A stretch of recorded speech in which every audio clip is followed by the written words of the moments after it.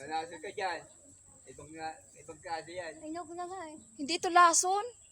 Prutas yan. Prutas yan, di yan lason. Ano prutas yan? Nakalimutan ko nga eh.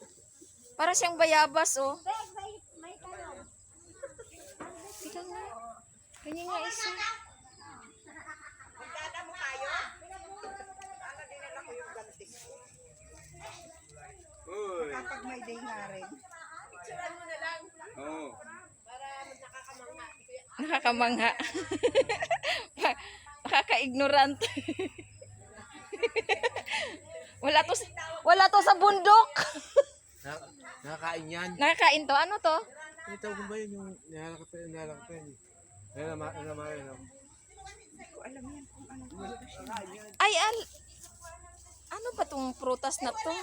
Nakita ko to sa YouTube. Titingnan pa rin yan eh. Lalaki pa to ng ganon. Oo, malaki. Malalaki yan.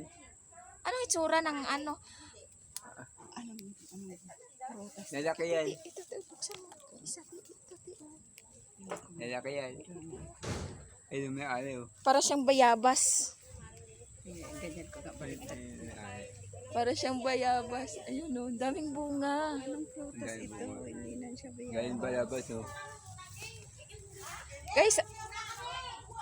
Guys, anong prutas to? Mangga o papaya?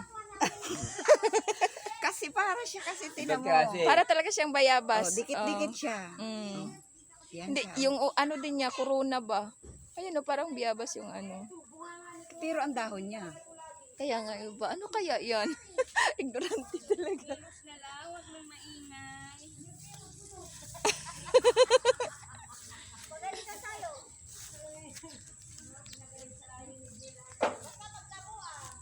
Magdamo ba? Dito tayo sa hardin natin. Bakit magpipicture din ako dito? Dito tayo, dito para. Sino nagtanim nito, Ate Geng? Ah.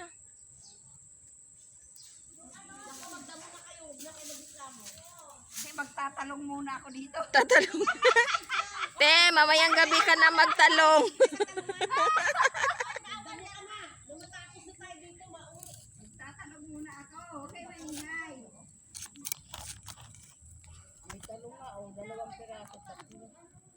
Ano, damuhan yung mga kamatis. Oy, Ate Geng, bawal mamitas, ha?